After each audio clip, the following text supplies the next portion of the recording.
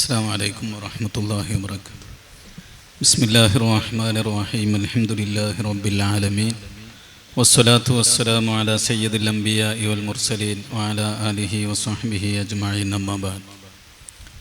ഞാൻ ഈ പരിപാടിയിൽ പങ്കെടുക്കുമ്പോൾ പരിശുദ്ധ ഖുർആനെ കുറിച്ച് ഒരു ചർച്ച എന്നുള്ളത് വളരെ വലിയ സന്തോഷം നൽകുന്നതോടൊപ്പം ഈ കഴിഞ്ഞ 25 വർഷമായിട്ട് നടന്നു വരുന്ന ഈ ഖുർആൻ പ്രഭാഷണത്തിൻ്റെ തുടക്കം മുതൽ മറ്റൊരു തരത്തിൽ ആസ്വദിച്ച വ്യക്തിയാണ് ഞാൻ എന്നുള്ളത് കൊണ്ടുകൂടിയാണ് എനിക്ക് സന്തോഷം നൽകുന്നത്.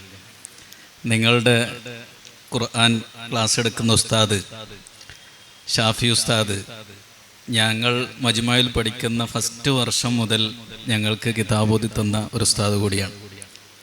അന്നിവിടെ കൊണ്ടോട്ടി മസ്ജിദുൽ ഫത്തഹിൽ ക്ലാസ് തുടങ്ങുന്നത് ശരിക്കും ലൈവായിട്ട് ഞങ്ങൾ അവിടുന്ന് നിരീക്ഷിച്ച വ്യക്തികളാണ്. രാത്രി 1 മണി വരെ, പഴയ കാലത്തൊക്കെ പ്രഭാഷണങ്ങൾ ഉണ്ടാകുക രാത്രി 9 മണി 10 മണിക്കാണ് തുടങ്ങുക. ആ പ്രഭാഷണങ്ങളൊക്കെ കഴിഞ്ഞ് ഉസ്താദ് മജ്മയിൽ 1 മണിക്കും 2 മണിക്കും എത്തിയാൽ ശനിയാഴ്ചയും വെള്ളിയാഴ്ചയൊക്കെ ഉസ്താദ് ഉറങ്ങണമെന്നുണ്ടെങ്കിൽ 3:30-4 മണി വരെ ഇരുന്ന് തഫ്സീറുകൾ നോക്കും. ചില ദിവസങ്ങൾ, ചില ആഴ്ചകൾ എല്ലാ ദിവസങ്ങളും അങ്ങനെ നോക്കും. എല്ലാ തഫ്സീറും നോക്കി തീർത്തിട്ടുണ്ടാകും. ഏകദേശം അന്നൊരു ഡയറി ഉണ്ടായിരുന്നു. ഇപ്പോൾ ആ ഡയറി ഉണ്ടോയെന്ന് അറിയില്ല. ആ ഡയറിയിൽ ഒരുപാട് കാര്യങ്ങൾ എഴുതി വച്ചിട്ടുണ്ടാവും. എന്നാൽ സുബഹിസ്കരിച്ചാൽ ഞങ്ങളുടെ സബക്കിന് വരും. ഇങ്ങനെ ഈ കൊണ്ടോട്ടി മസ്ജിദുൽ ഫത്തഹിലെ ക്ലാസ്സിനെ വളരെ ഗൗരവപൂർവം ഉസ്താദ് സമീപിച്ചതിൻ്റെ ഒരു റിസൾട്ടാണ് ലോകത്ത് ഇത്രയും വലിയൊരു ഓഡിയൻസിന് പരിശുദ്ധ ഖുർആൻ മൊത്തം ക്ലാസ് എടുത്ത് കൊടുക്കാൻ മറ്റൊരാൾക്ക് കഴിഞ്ഞോ എനിക്കറിയില്ല. അതുകൊണ്ട് ഉസ്താദിനെ ആദരിക്കുന്ന ഈ വേദിയുമായി ബന്ധപ്പെട്ട ഈ സദസ്സിൽ പങ്കെടുക്കാൻ കഴിഞ്ഞതിൻ്റെ ഒരു സന്തോഷം ആമുഖമായിട്ട് ഞാൻ രേഖപ്പെടുത്തി എൻ്റെ വിഷയത്തെക്കുറിച്ച് വളരെ ഹ്രസ്വമായി സംസാരിച്ച് ഞാൻ നിർത്തും. നമുക്കറിയാം, ഈ പരിശുദ്ധ ഖുർആൻ എന്നുള്ളത് നേരത്തെ സജീർ ബുഖാരി ഉസ്താദിൻ്റെ അവതരണത്തിൽ നിന്ന് നമുക്ക് മനസ്സിലായി. പരിശുദ്ധ ഖുർആനെ നമ്മൾ ഏത് നിലക്ക് സമീപിച്ചാലും ഖുർആനിന് മൊത്തം അതാണ് എന്നുള്ളൊരു ഫീലിംഗ് ഉണ്ടാവും. ഖുർആനെ സാമ്പത്തികമായിട്ട് നമ്മൾ സമീപിക്കുകയാണെങ്കിൽ ഖുർആൻ്റെ ആദ്യം മുതൽ അവസാനം വരെ ആയിരക്കണക്കിന് സാമ്പത്തികമായ പ്രിൻസിപ്പിൾസ്, തത്വങ്ങൾ, സിദ്ധാന്തങ്ങൾ ഖുർആൻ പറഞ്ഞു പോയിട്ടുണ്ട്. ഖുർആനിലെ എവിടെ ഏത് ആയത്ത് നോക്കിയാലും അതിനെ സാമ്പത്തിക ശാസ്ത്രവുമായിട്ട് ബന്ധിപ്പിക്കാനും വളരെ സുഖമാണ്. അതുകൊണ്ട് തന്നെ ആധുനികമായിട്ട് നടക്കുന്ന സാമ്പത്തികമായ ചർച്ചകളിലൊക്കെ പരിശുദ്ധ ഖുർആനിന് വളരെ വ്യക്തമായൊരു ഇടം നമുക്ക് കണ്ടെത്താൻ കഴിയും.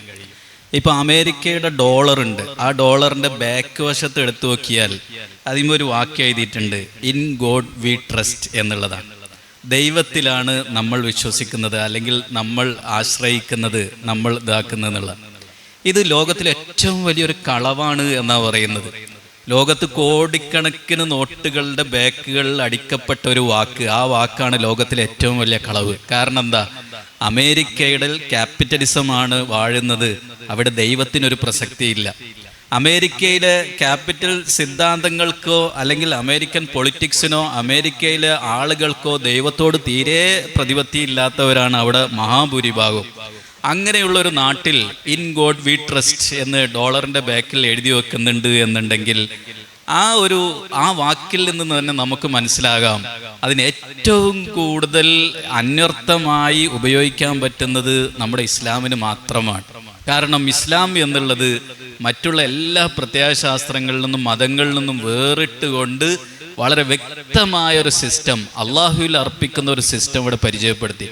ലോകത്ത് ക്യാപിറ്റൽ സിസ്റ്റമാണ് എന്നിങ്ങനെ നടന്നുകൊണ്ടിരിക്കുന്ന മുതലാളിത്ത സിസ്റ്റമാണ് എന്നൊക്കെ നമ്മൾ പലപ്പോഴും കേട്ടിട്ടുണ്ട്.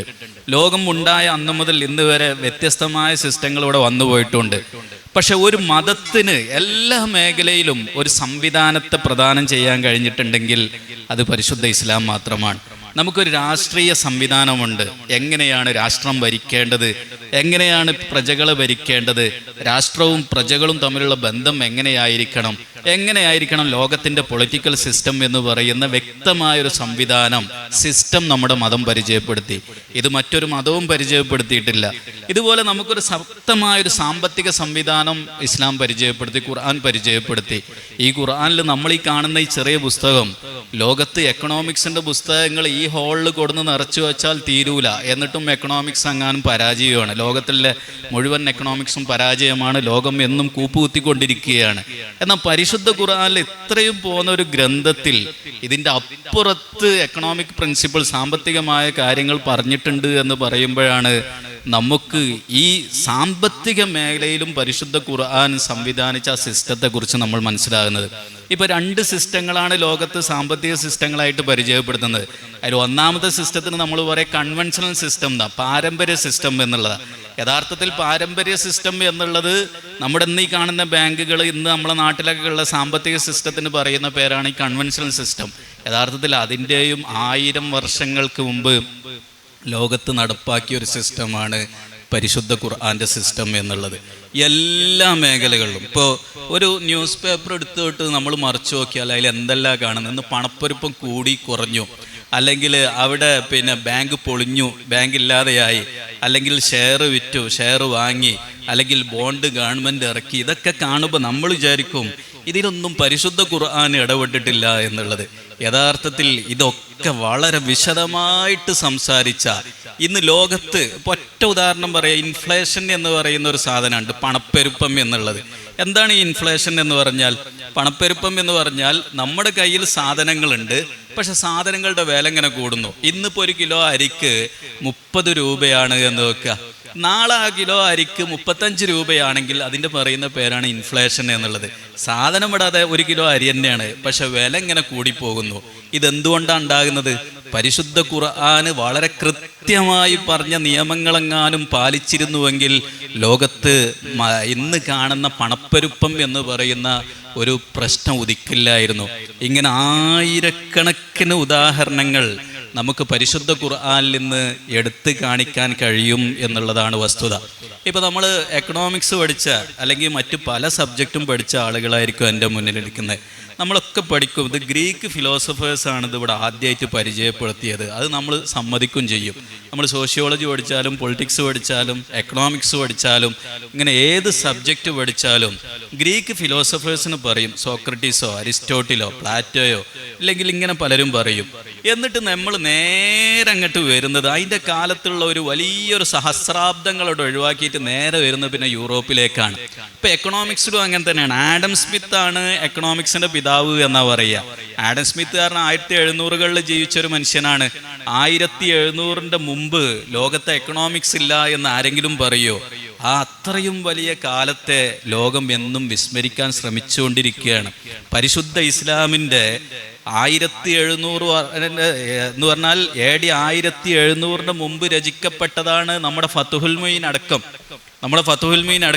ഈ ഫതുഹുൽ മുഈൻ മുതൽ ലോകത്തുള്ള ലക്ഷക്കണക്കിന് ഗ്രന്ഥങ്ങൾ എടുത്തു നോക്കിയാൽ അതിൻ്റെ 4-1 5-1 അല്ലെങ്കിൽ 3-1 ഭാഗം ഇത്തരം സാമ്പത്തിക പ്രിൻസിപ്പിൾസാണ് പറയുന്നത്. ഓരോ വരിയിലും 1000 പ്രിൻസിപ്പിൾസ് ഒളിഞ്ഞെടുക്കാൻ പറ്റുന്ന രൂപത്തിൽ പരിശുദ്ധ ഹദീസ് ഇഷ്ടം പോലെ ആയിരക്കണക്കിന് വചനങ്ങൾ ഹദീസുകളിൽ കാണാം, പരിശുദ്ധ ഖുർആനിൽ കാണാം. അതുകൊണ്ട് ലോകത്തുള്ള എല്ലാ പ്രശ്നങ്ങൾക്കും, ഞാൻ പറഞ്ഞു വരുന്നത് അതാണ്, ലോകത്തുള്ള എല്ലാ പ്രശ്നങ്ങൾക്കും പരിശുദ്ധ ഖുർആൻ പരിഹാരമാണ്.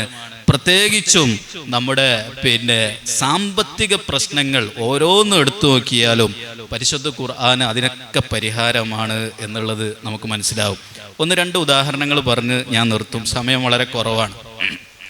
ഇപ്പോൾ നമ്മൾ ഇന്ന് ഇങ്ങനെ കൊണ്ടോട്ടി അങ്ങാടിയിൽ പോയി നോക്കിയിട്ട് ഇവിടുത്തെ ഏറ്റവും കമനീയമായ ഓഫീസ് ഏതാന്ന് പോയി നോക്കിയാൽ ബാങ്കിൻ്റെ ഓഫീസാണ് കാണാം.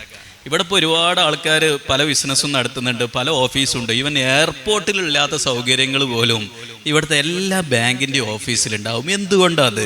ഒരൊറ്റ ബാങ്കും ലോകത്ത് നഷ്ടം സഹിക്കേണ്ടി വരില്ല. ബാങ്കുകൾക്ക് നഷ്ടം സഹിക്കേണ്ടി വരുന്നുണ്ടെങ്കിൽ അത് എന്തുകൊണ്ടാണെന്ന് ചോദിച്ചാൽ അവർ അത്രമാത്രം അതിൽ ക്രമക്കേട് നടത്തുന്നതുകൊണ്ടാണ്. കാരണം കൊടുക്കുന്ന പൈസയുടെ എത്രയോ ഇരട്ടി തിരിച്ചു കിട്ടുന്നു. പാവങ്ങളുടെ സ്വത്ത് മൊത്തം കൊള്ളയടിക്കുന്നു. കോമ്പൗണ്ട് ഇൻട്രസ്റ്റ് എന്നുള്ള പേരിൽ, കൂട്ടുപലിശ എന്നുള്ള പേരിൽ ഇഷ്ടം പോലെ പൈസ വാരിക്കൂട്ടുന്നു. ഇങ്ങനെ ലോകത്ത് ഏറ്റവും, നിങ്ങൾ കോഴിക്കോട് പോയിട്ട് ഇപ്പോഴല്ല പഴയ കാലത്ത് ഏറ്റവും വലിയ ബിൽഡിങ് ഏതാണെന്ന് നോക്കിയാൽ മർക്കസ് കോംപ്ലക്സ് ഒന്നും അല്ലായിരുന്നു. മർക്കസ് കോംപ്ലക്സിനെക്കാട്ടിലും വലിയ ബിൽഡിംഗ് ആയിരുന്നു ബാങ്കുകൾക്കൊക്കെ ഉണ്ടായിരുന്നത്. ഇങ്ങനെയാണ് ലോകത്തിലെ ഒട്ടുമിക്ക സ്ഥലങ്ങളും ഉണ്ടായിരുന്നത്. ഇതെന്തുകൊണ്ടാന്ന് ചോദിച്ചാൽ ജനങ്ങൾ അത്രമാത്രം കൊള്ളയടിക്കുകയാണ് ബാങ്ക്. എന്തിൻ്റെ പേരിൽ? പലിശയുടെ പേരിൽ. യഥാർത്ഥത്തിൽ ഈ പലിശയുടെ സ്വഭാവം എന്താ? ഞാൻ ഒരൊറ്റ ഉദാഹരണം പറയാം. ഈ പണം കൊടുത്ത് പണം വാങ്ങുക എന്നുള്ളതാണല്ലോ പലിശ. പണം കൊടുക്കുന്നു, ഞാൻ 100 രൂപ കൊടുക്കുന്നു, അതിന് പകരം 110 രൂപ വാങ്ങുന്നു, അപ്പോൾ ഞാൻ പലിശ സ്വീകരിക്കുന്നു. പരിശുദ്ധ ഇസ്ലാമിൽ ഇതിനെക്കുറിച്ചുള്ള നിലപാടെന്താ? പണം എന്നുള്ളത് ഇമാം ഹസനുൽ ബസരി റളിയല്ലാഹു അൻഹു പറഞ്ഞു, ഇമാം ഗസാലി റളിയല്ലാഹു അൻഹു പറയുന്നുണ്ട്, അതുപോലെ ധാരാളം മഹാന്മാർ പറയുന്നുണ്ട്, പണത്തിനൊരു പ്രത്യേകത ഉണ്ട്, വേറെ സംഗതികൾക്കൊന്നും ഇല്ലാത്തൊരു പ്രത്യേകത. എന്താ? പണം എന്നുള്ളത് ഉപേക്ഷിച്ചാലേ അതിൻ്റെ ഉപകാരം ഉണ്ടാവും. എൻ്റെ കയ്യിൽ ഒരു 10,000 നിറയെ പണമുണ്ട്, ഒരു ഉപകാരവും ഇല്ല, എനിക്ക് അതിൻ്റെ മേലെ ഞാൻ കിടന്നുറങ്ങൂല, എനിക്കത് തലയണാക്കാൻ പറ്റൂല, എനിക്കത് ഗ്ലാസ് കൊണ്ടും ഈ വെയിൽ വരുന്നുണ്ട് അതുകൊണ്ട് ജനലിൻ്റെ ഗ്ലാസ് മൂടാൻ പറ്റൂല, ഒന്നും ചെയ്യാൻ പറ്റൂല, അതുകൊണ്ട് ഒഴിവാക്കിയാലേ അതുകൊണ്ടുള്ള ഉപകാരം കിട്ടൂ. എന്നാൽ വേറെ ഏത് സംഗതിയും നമ്മളെ കയ്യിലുണ്ടെങ്കിലേ നമുക്ക് ഉപകാരം ഉണ്ടാവൂ. പണം എന്നുള്ളത് ഉപേക്ഷിച്ചാൽ കിട്ടുന്ന ഒരു സാധനമാണ് അതിൻ്റെ ഉപകാരം എന്നുള്ളത്. പണമല്ലാത്ത എല്ലാ സംഗതികളും നമ്മൾ കയ്യിൽ വെച്ചാൽ കിട്ടുന്ന ഒരു സംഗതിയാണ്. ഇതുകൊണ്ട് എന്താ നമുക്ക് മനസ്സിലാക്കേണ്ടത്? പണം എന്നുള്ളത് ഒരു സാധാരണ ഒരു പ്രൊഡക്റ്റ് അല്ല. സാധാരണ പ്രൊഡക്റ്റ് പറഞ്ഞാൽ സാധാരണ ഒരു ഗുഡ്സ് അല്ല, ഒരു സാധനമല്ല. പണം എന്നുള്ളതിന് ആധുനിക എക്കണോമിക്സ് ഒരു സാധാരണ പ്രൊഡക്റ്റായി കണ്ടു എന്നുള്ളതാണ് ലോകത്തിൻ്റെ ഏറ്റവും വലിയ പരാജയം. പരിശുദ്ധ ഖുർആൻ നമ്മളെ മുന്നിൽ പരിചയപ്പെടുത്തുന്ന ഈ പണം അല്ലെങ്കിൽ നഖദ് എന്നുള്ളത് അതൊരു സാധാരണ പ്രൊഡക്റ്റ് അല്ല. ഇപ്പോൾ ഉദാഹരണം 3 കാരണങ്ങളാണ് പരിശുദ്ധ ഖുർആനെ നിരത്തുന്നത്. ഇമാം ഗസാലി റളിയല്ലാഹു അൻഹു പറയുന്നുണ്ട്, ഒരുപാട് മഹാന്മാർ പറയുന്നുണ്ട് 3 കാരണങ്ങൾ. ഒന്നെന്താ? ഇപ്പോൾ പണം എന്നുള്ളത് ഞാൻ നേരത്തെ പറഞ്ഞതുപോലെ പണത്തിന് സ്വന്തമായ ഒരു ഉപയുക്തത ഇല്ല. ഇൻട്രിൻസിക് യൂട്ടിലിറ്റി എന്ന് വേണമെങ്കിൽ ഇംഗ്ലീഷ് പറയാം. അതിൽ സ്വയമായിട്ടുള്ളൊരു ഉപയോക്തത. അപ്പോൾ ഈ മൈക്കിനൊരു സ്വയം ഉപയുക്തത ഉണ്ട്, ഇതിലൂടെ സംസാരിച്ചാൽ എല്ലാവരും കേൾക്കും. ഈ സ്റ്റാൻഡിനൊരു ഉപയുക്തത ഉണ്ട്. ഇങ്ങനെ ലോകത്തെ എല്ലാത്തിനും ഒരു ഉപയുക്തത ഉണ്ട്. പണത്തിൻ്റെ ഉപയോഗം എന്താ? പണത്തിൻ്റെ ഉപയോഗം എന്ന് പറഞ്ഞാൽ അതുകൊണ്ട് ബാക്കിയുള്ളത് ലോകത്തുള്ളത് മൊത്തം സമ്പാദിക്കാൻ കഴിയും, എന്നാൽ അതിന് സ്വന്തമായിട്ടൊരു ഉപയോഗമില്ല എന്നുള്ളതാണ്. അതിനാണ് നമ്മൾ മീഡിയം ഓഫ് എക്സ്ചേഞ്ച് എന്ന് പറയുക. മീഡിയം ഓഫ് എക്സ്ചേഞ്ച് പറഞ്ഞാൽ അതിനെ കൊണ്ട് നമുക്ക് എന്തും നേടിയെടുക്കാൻ കഴിയും, അതിനൊരു സ്വന്തമായിട്ട് ഉപയോഗമില്ല. നമ്മളെ കിതാബുകളിലൊക്കെ അതിന് പറയാം ജിൻസുൽ അസ്മാൻ എന്നൊക്കെ പറഞ്ഞിട്ടുണ്ട്. എന്ന് പറഞ്ഞാൽ മെഷർ ഓഫ് വാല്യൂ എന്നാണ്.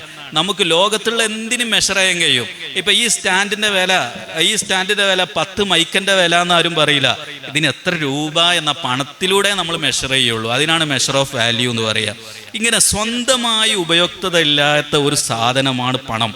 ആ പണത്തെ മറ്റൊരു പണം സ്വീകരിക്കാൻ വേണ്ടിയിട്ട് ട്രേഡ് ചെയ്യരുത് എന്ന് ലോകത്തെ എക്കണോമിക്സ്റ്റുകൾ തന്നെ പറയുന്നുണ്ട്. ഇപ്പോൾ കെയ്നസ് എന്ന് പറയുന്ന അമേരിക്കൻ എക്കണോമിസ്റ്റ് ഉണ്ട്, അദ്ദേഹം ഇൻട്രസ്റ്റിനെതിരാണ്. ഇങ്ങനെ ലോകത്ത് ഇഷ്ടം പോലെ ആളുകൾ പറയുന്നുണ്ട്. ഇത് ഇസ്ലാം എത്ര വർഷങ്ങൾക്ക് മുമ്പ് പറഞ്ഞു. ഇനി മറ്റൊരു കാരണം ഞാൻ പറയാം. പണം എന്നുള്ളത് ക്വാളിഫിക്കേഷന് സ്വീകരിക്കൂല. ഇപ്പോൾ നിങ്ങൾക്ക് ഞാനൊരു 10 രൂപ തന്നു എന്ന് വെക്കുക, അത് പഴയൊരു 10 രൂപയായിരുന്നു. അപ്പോൾ നിങ്ങൾ എനിക്ക് 10 രൂപ തിരിച്ചു തരുമ്പോൾ പഴയ തന്നെ തിരിച്ചു തരൂല, പുതിയത് തിരിച്ചു തന്നാലും നിങ്ങൾക്കൊരു നഷ്ടമില്ല.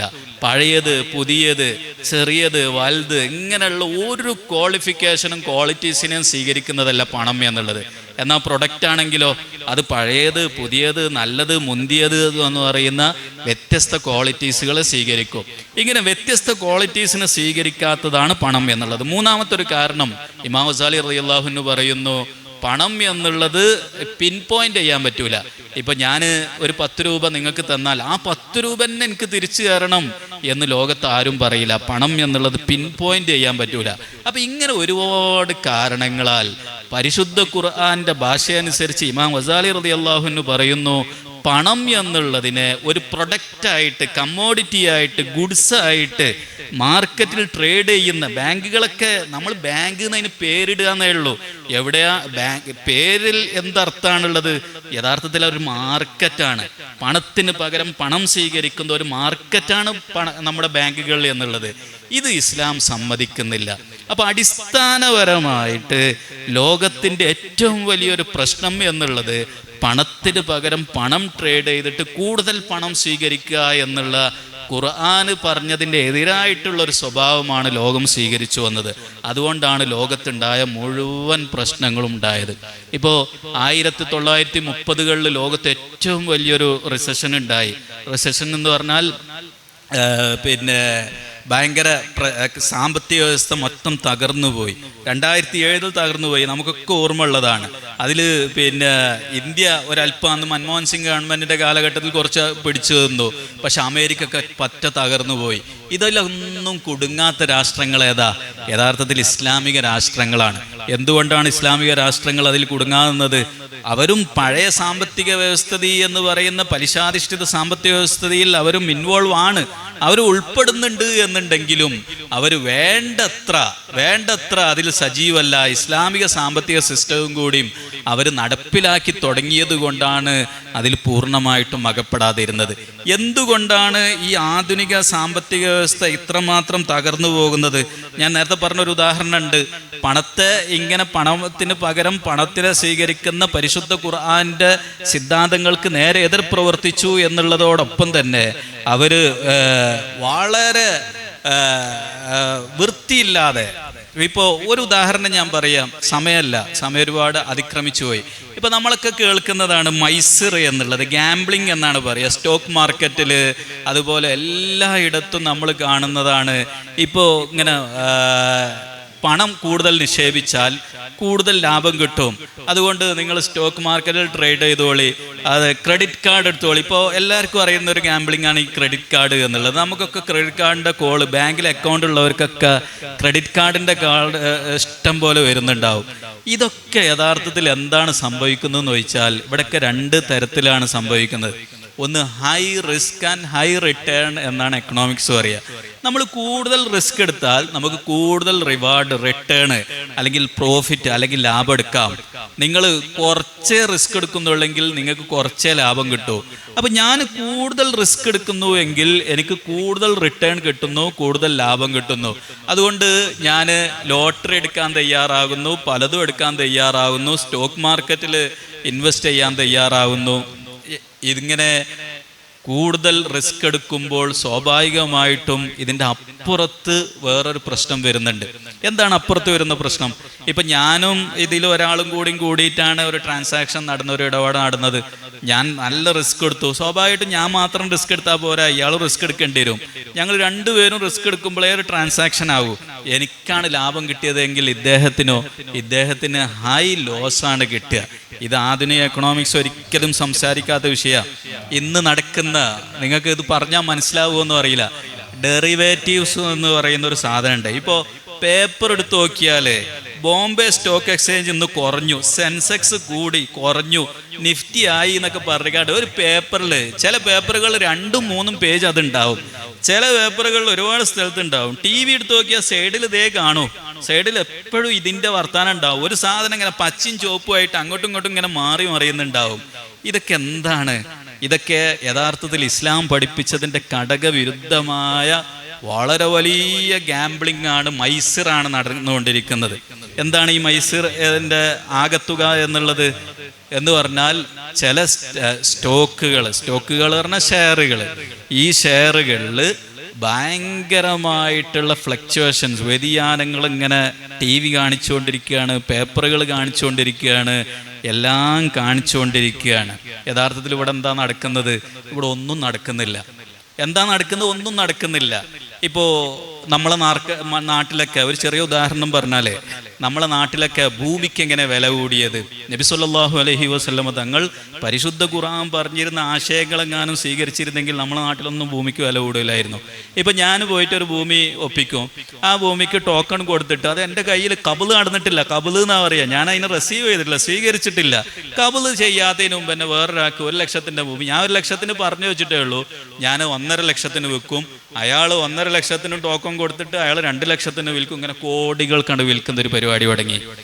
ഇങ്ങനെയാണ് ലോകത്തിലെ ഒട്ടുമിക്ക ട്രാൻസാക്ഷനും. നമ്മൾ കൊണ്ടോട്ടി അങ്ങാടിയിൽ വാങ്ങുന്ന കുരുമുളകും അരിനെ കുറിച്ചല്ല ഞാൻ പറയുന്നത്. ലോകത്ത് ഇതൊക്കെ ചെറിയ മാർക്കറ്റാണ്, ഇതിനൊന്നും മാർക്കറ്റ് അറിയില്ല ലോകത്ത് derivatives, financial market, money market എന്നൊക്കെ പറയാണ്ട്, അതുകൊണ്ടാണ് പേപ്പറിൽ 2-3 പേജൊക്കെ ഇതിനു വേണ്ടി നീക്കി വെക്കുന്നത്. ലോകത്ത് ഒരു ദിവസം നടക്കുന്ന ഡെറിവേറ്റീവ്സ്, ഞാൻ പറയുന്ന ഈ ട്രാൻസാക്ഷനെ ഒന്ന് നോട്ടിലൂടെ, ഡോളറിലൂടെ പ്രിന്റ് അടിച്ചിട്ട് മേലോട്ട് ഇങ്ങനെ വെച്ചു നോക്കുക. എന്നാൽ സൂര്യനിലെത്തി അതിങ്ങനെ അങ്ങോട്ടും ഇങ്ങോട്ടും 150-ലധികം 174 പ്രാവശ്യം, ഇന്നത്തെ കണക്കല്ല കേട്ടോ, ഒരു 10 വർഷം മുമ്പത്തെ കണക്കാ, 174 പ്രാവശ്യം ഡോളർ ഇങ്ങനെ ഉണ്ടാവുമ്പോൾ ചന്ദ്രനിലേക്കാണെന്നുണ്ടെങ്കിൽ ഏകദേശം 2000 ചില്ലാൻ പ്രാവശ്യം ഡോളർ വെക്കുന്ന എത്ര ട്രാൻസാക്ഷൻ ഒരു ദിവസം നടക്കുന്നുണ്ട്. എന്താണ് ബാക്കിലുള്ളത്? ഒന്നും ബാക്കിലില്ല. ഞാൻ നേരത്തെ പറഞ്ഞല്ലോ. ഇനി മറ്റൊരു ഉദാഹരണം പറഞ്ഞുതരാം. അത് ഞാൻ മനസ്സിലാണെങ്കിൽ വളരെ കൃത്യമായിട്ടൊരു ചെറിയ ഉദാഹരണം പറഞ്ഞുതരാം. ഞാൻ ഇദ്ദേഹത്തോട് വന്നിട്ട് പറഞ്ഞു, എൻ്റെ അടുത്ത് ഒരു കിലോ കുരുമുളക് ഉണ്ട്, എനിക്ക് 100 റുപ്യക്ക് വിറ്റ് പറഞ്ഞു. ഇയാൾ പറഞ്ഞു ഫാറൂഖ് ഉസ്താൻ്റെ അടുത്തുള്ള കുരുമുളക് ഇദ്ദേഹത്തോട് പറഞ്ഞു 200 റുപ്യക്ക് വിറ്റ് പറഞ്ഞു. ഇങ്ങനെയാണ് പോവുകയാണ്. എൻ്റെ അടുത്ത് കുരുമുളക് ഉണ്ട് എന്ന് ആരാ കണ്ടത്? ആരും കണ്ടിട്ടില്ല. അവസാനം എത്തുമ്പോഴത്തിന് കുരുമുളകിൻ്റെ വില 2 കോടി റുപ്യ 3 കോടി റുപ്യ ആയിട്ടുണ്ടാവും. ഇതാണ് നടക്കുന്നത്. ഇപ്പൊ ക്രിപ്റ്റോ കറൻസി പറഞ്ഞിട്ട് ചില സാധനങ്ങൾ നടക്കുന്നുണ്ട്. ആർക്കാണിത് അറിയാം? ആരാണിത് കണ്ടത്? എന്താണ് ഇതിന്റെ പിൻബലം? അതുകൊണ്ടാണ് ഇന്നമാ യുരീദു ശൈത്വാനു അൻ യൂഖിയ ബൈനകുമുൽ അദാവത വൽ ബഗ്ളാഅ ഫിൽ ഖംരി വൽ മൈസിർ എന്ന് പരിശുദ്ധ ഖുർആൻ പറഞ്ഞത്. ഇങ്ങനെ ഞാൻ നീട്ടി സംസാരിക്കല്ല, ബഹുമാനപ്പെട്ട മുഹീദ്ദീൻ ബുഖാരി ഉസ്താദ് സംസാരിക്കാനുണ്ട്. ഇങ്ങനെ നമ്മൾ ഓരോ വിഷയങ്ങൾ എടുത്തു നോക്കിയാലും പരിശുദ്ധ ഖുർആന് വളരെ കൃത്യമായിട്ട് പറഞ്ഞിട്ടുണ്ട്. മാഫിയകളെ ഒതുക്കിയിട്ടുണ്ട്, ഭൂമാഫിയകളെ ഒതുക്കിയിട്ടുണ്ട്. ഇത്തരം എല്ലാ മാഫിയകളെ എല്ലാത്തിനെയും ഒതുക്കിയതാണ് പരിശുദ്ധ ഖുർആൻ എന്ന് നമ്മൾ മനസ്സിലാക്കുക. ഇനി സാമ്പത്തിക പ്രയാസങ്ങളും പ്രതിസന്ധികളൊക്കെ പറയണമെങ്കിൽ തൊഴിലില്ലായ്മ ഖുർആൻ വളരെ കൃത്യമായിട്ട് പറഞ്ഞിട്ടുണ്ട്. ആധുനിക സമ്പദ് വ്യവസ്ഥ ഇങ്ങനെ മുന്നോട്ട് പോയാൽ ഇവിടെ തൊഴിലില്ലായ്മ വർദ്ധിക്കുകയുള്ളൂ. ഇവിടെ ഒരിക്കലും തൊഴിലില്ലായ്മ പരിഹരിക്കൂല. ജനങ്ങളുടെ പ്രശ്നങ്ങൾ വർദ്ധിക്കുകയുള്ളൂ, പട്ടിണി വർദ്ധിക്കുകയുള്ളൂ. ഇങ്ങനെ ധാരാളം കാര്യങ്ങൾ പരിശുദ്ധ ഖുർആൻ പറഞ്ഞിട്ടുണ്ട്. ഞാൻ നീട്ടി സംസാരിക്കുന്നില്ല. ഒറ്റ കാര്യം കൂടി എൻ്റെ പ്രിയപ്പെട്ട സഹോദരങ്ങളോട് പറയാനുള്ളത്. ഇപ്പം അടുത്ത് ഗൾഫിൽ നിന്ന് ഒരു സുഹൃത്ത് എന്നോട് വിളിച്ചിട്ട് പറഞ്ഞു, ഞാൻ 30 വർഷം ഗൾഫിൽ ജോലി ചെയ്തു, പക്ഷെ ഉസ്താദെ എൻ്റെ ക്ലാസ് കേട്ടതിന് ശേഷമാണ് വിളിക്കുന്നത്. ഉസ്താദ് പറഞ്ഞു എല്ലാവരും ഇൻവെസ്റ്റ് ചെയ്യണം, പക്ഷെ ഞാൻ ഇതുവരെ അങ്ങനെ ആരടുത്തൊന്നും കേൾക്കാത്തതുകൊണ്ട് ഈ 30 വർഷത്തിൻ്റെ ഇടയിൽ ഇൻവെസ്റ്റ് ഞാൻ ചെയ്യാത്തത് കൊണ്ട് എനിക്ക് വലിയ നഷ്ടബോധം ഉണ്ടായി. ഞാൻ ഒരുപാട് സ്ഥാപനങ്ങളെ സഹായിച്ചിട്ടുണ്ട്, വ്യക്തികളെ സഹായിച്ചിട്ടുണ്ട്, ഞാൻ പലതും ചെയ്തിട്ടുണ്ട്, പക്ഷെ ഇൻവെസ്റ്റ് ചെയ്തിട്ടില്ല, ഡൊണേഷൻസ് മാത്രമേ കൊടുത്തിട്ടുള്ളൂ. ഞാൻ അദ്ദേഹത്തെ ആശ്വസിപ്പിച്ചു, നിങ്ങൾ ആഖിറത്തിലേക്കാണ് ഇൻവെസ്റ്റ് ചെയ്തത്. ഡൊണേഷൻ എന്ന് പറഞ്ഞാൽ, സംഭാവന എന്ന് പറഞ്ഞാൽ ആഖിറത്തിലേക്കാണല്ലോ. പക്ഷേ നമ്മൾ മനസ്സിലാക്കണം, പരിശുദ്ധ ഖുർആൻ ഏറ്റവും കൂടുതൽ പ്രോത്സാഹിപ്പിച്ച ഒരു സംഗതിയാണ് ഇൻവെസ്റ്റ്മെന്റ് എന്നുള്ളത്. ഒരു മനുഷ്യനും മറ്റൊരു മനുഷ്യനെ ഡിപ്പെൻഡ് ചെയ്ത് ജീവിക്കരുത് എന്നുള്ളതാണ് പരിശുദ്ധ ഖുർആന്റെ ആത്യന്തികമായ തീരുമാനം. പക്ഷെ ആർക്കെങ്കിലും ഡിപ്പെൻഡ് ചെയ്യേണ്ടി വന്നാൽ 100 വട്ടം അദ്ദേഹത്തെ സഹായിക്കണം എന്നുള്ളതും കൂടി ഖുർആന്റെ നിർദ്ദേശമാണ്. എപ്പോഴും മേലത്തെ കയ്യിനാണ് ഖൈറ് എന്നുള്ളത് നമ്മൾ കേൾക്കുന്നതാണ്. താഴെ കയ്യിനല്ല ഖൈറ്, വാങ്ങുന്ന കയ്യിനല്ല ഖൈറ്, എപ്പോഴും മേൽക്കയ്യിനാണ് ഖൈറ്. മേൽക്കയ്യിന് ഖൈറ് ഉണ്ടാവണം എന്നുണ്ടെങ്കിൽ നമ്മൾ ഇൻവെസ്റ്റ് ചെയ്യണം, നമുക്ക് പ്രോഫിറ്റ് കിട്ടണം, നമ്മളെ കയ്യിൽ പണമുണ്ടാവണം. വവജദക ളാല്ലൻ ഫഹദ വവജദക ആയിലൻ ഫഅഗ്ന എന്നാണ് ഖുർആന്റെ ഒരു എക്കണോമിക് പ്രിൻസിപ്പിൾ എന്നുള്ളത്. നബിയെ, അങ്ങ് ജീവിതത്തിന്റെ ആദ്യഘട്ടത്തിലൊക്കെ ഒരു സാമ്പത്തികമായ പ്രതിസന്ധി ഉണ്ടായിരുന്നുവെങ്കിലും അവസാന ഘട്ടത്തിൽ അങ്ങേക്ക് ഖിനയുണ്ടായി എന്നുള്ളത് വളരെ വലിയൊരു സാമ്പത്തിക പ്രിൻസിപ്പിൾ, ഒരു സാമ്പത്തിക സിദ്ധാന്തം നമുക്ക് പഠിപ്പിച്ചു തരുന്നുണ്ട്. എന്താണ്? ജീവിതത്തിൽ നമ്മൾ ജനിച്ചത് എങ്ങനെ എന്നുള്ളത് പ്രശ്നമല്ല, പക്ഷെ മരിക്കുമ്പോഴേക്കും നമുക്ക് വനിയാവണം. ഈ ലോകത്തിന്റെ മറ്റുള്ളവരെ ആശ്രയിച്ച് ജീവിക്കേണ്ടുന്ന ഒരു അവസ്ഥ നമുക്കുണ്ടാവരുത് എന്ന് പരിശുദ്ധ ഖുർആൻ പറയുന്നുണ്ട്. നമ്മളെപ്പോഴും ജൂൺ 5 കേൾക്കുന്ന ഒരു ഹദീസാണ്, ഇതാ ഖാമത്തിൽ സാഅത്തു, ഖിയാമത്ത് നാൾ വന്നു, വഫിയദി അഹദിക്കും ഫസീല, നിങ്ങളുടെ കയ്യിൽ ആരെടുത്തെങ്കിലും കയ്യിൽ ഒരു ചെറിയൊരു ചെടി ഉണ്ട് എന്ന് വെക്കുക, നഫൽ യഗ്രിസ്ഹ എന്നുള്ളതാ. ഈ ഹദീസ് വിശദീകരിച്ച് മഹാന്മാരൊക്കെ പറഞ്ഞു, നമ്മൾ എത്ര പ്രായം ചെന്നാണെങ്കിലും നമ്മളെ കയ്യിൽ പണമുണ്ടെങ്കിൽ അത് ഇൻവെസ്റ്റ് ചെയ്യണം, ബിസിനസ്സിൽ ഇൻവെസ്റ്റ് ചെയ്യണം, മറ്റെന്തിനെങ്കിലും ഹലാലായ ഇൻവെസ്റ്റ്മെന്റ് നടത്തണം. എന്നാലേ അടുത്ത തലമുറക്ക് ഇവിടെ ജീവിക്കാൻ കഴിയൂ.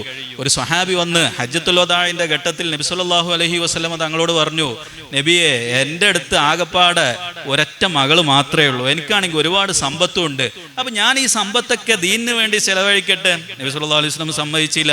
എന്നാൽ പകുതി കൊടുക്കട്ടെ ദീനിന്, അതും സമ്മതിച്ചില്ല. 1/3 കൊടുക്കട്ടെ എന്ന് ചോദിച്ചപ്പോൾ നബി സല്ലല്ലാഹു അലൈഹി വസല്ലം തങ്ങൾ പറഞ്ഞു, ഇന്നക അൻ തദഅ വറസതക അഗ്നിയ ഖൈറും മിൻ അൻ യതകഫഫൂന നാസ്. അവര്, നിന്റെ വാരിസീങ്ങൾ, നിന്റെ അനന്തരാന്മാര് ജനങ്ങളുടെ കയ്യിൽ ഇങ്ങനെ കൈനീട്ടി നടക്കുന്നേക്കാൾ നിനക്ക് അതൊരു ഇഷ്ടമായി നീ കാണരുത്. നീ നിന്റെ വാരിസീങ്ങളെ കൈനീട്ടാത്തവരായിട്ട് ഉപേക്ഷിച്ച് പോകലാണ് നിനക്ക് ഏറ്റവും വലിയ ഖൈർ എന്ന് നബി സല്ലല്ലാഹു അലൈഹി വസല്ലം താങ്കൾ ആ സ്വഹാബിയെ പഠിപ്പിച്ചു. അതുകൊണ്ട് എൻ്റെ ഈ ചെറിയ പ്രസംഗത്തിൻ്റെ ഒരു മെസ്സേജ് എന്നുള്ള നിലയ്ക്ക് എനിക്ക് പറയാനുള്ളത്, പരിശുദ്ധ ഖുർആൻ ഇൻവെസ്റ്റ്മെന്റ് പറഞ്ഞാൽ എല്ലാവർക്കും മനസ്സിലായി എന്നാണ് ഞാൻ മനസ്സിലാക്കുന്നത്. നമ്മൾ കയ്യിലുള്ള പൈസയെ പൂർണ്ണമായിട്ടും ചെലവഴിക്കാതെ ഒരല്പമെങ്കിലും, എത്ര വരുമാനം കിട്ടുന്ന ആളാണെങ്കിലും ഒരല്പമെങ്കിലും സേവ് ചെയ്ത് അതിനെ മാറ്റിവെച്ച് ജീവിതത്തിൽ എവിടെയെങ്കിലും ഇൻവെസ്റ്റ് ചെയ്യുന്നൊരു സ്വഭാവം നമുക്കുണ്ടാവണം. ഹലാലായ ഇൻവെസ്റ്റ്മെന്റ് ആവണം. ഇൻവെസ്റ്റ് ചെയ്യുമ്പോൾ നമ്മൾ സുഫഹാക്കളുടെ കയ്യിൽ നമ്മൾ പണം കൊടുക്കരുത് എന്നും പരിശുദ്ധ ഖുർആൻ പറഞ്ഞിട്ടുണ്ട്. അപ്പം അങ്ങനത്തെ സുഫഹാക്കളുടെ അടുത്തൊന്നും കൊടുക്കാതെ നല്ല തരത്തിലുള്ള ഒരു ഇൻവെസ്റ്റ്മെന്റ് കൾച്ചർ നമ്മൾ വളർത്തിയെടുക്കേണ്ടതുണ്ട്. പ്രത്യേകിച്ചും നമ്മുടെ മലപ്പുറം ജില്ലയിലെ എല്ലാവരും വളർത്തിയെടുക്കേണ്ടതുണ്ട് എന്ന് മാത്രം പറഞ്ഞുകൊണ്ട് ഈ പരിപാടിയിൽ വിളിച്ചതിന് ബഹുമാനപ്പെട്ട ഹസൻ സക്കാഫി ഉസ്താദിനോടും മറ്റു ഇതിൻ്റെ സംഘാടകരോടും എല്ലാവരോടും നന്ദി രേഖപ്പെടുത്തി ഈ ഖുർആൻ ക്ലാസ്സിന് അള്ളാഹു ഇനിയും ദീർഘായുസ് നൽകുമാറാവട്ടെ. ഉസ്താദിനും അള്ളാഹു ദീർഘായുസും ആഫിയത്തും നൽകുമാറാവട്ടെ എന്ന് ദുആ ചെയ്ത് ഞാൻ നിർത്തുന്നു. വആഖിറു ദഅ്വാനാ അൽഹംദുലില്ലാഹി റബ്ബിൽ ആലമീൻ. അസ്സലാമു അലൈക്കും.